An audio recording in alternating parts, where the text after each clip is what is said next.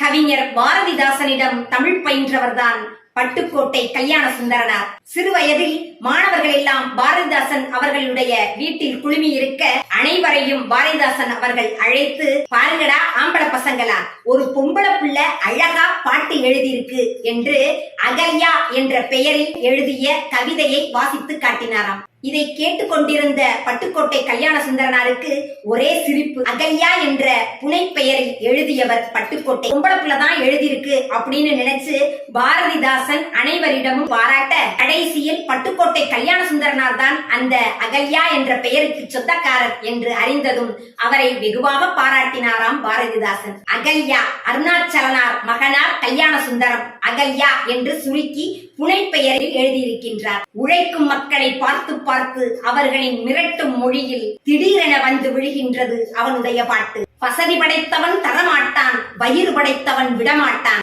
எளிய மக்கள் தலையில் காசு ஏறி மிதிக்குது, அதை எண்ணி எண்ணி தொழிலாளர் நெஞ்சு கொதிக்குது.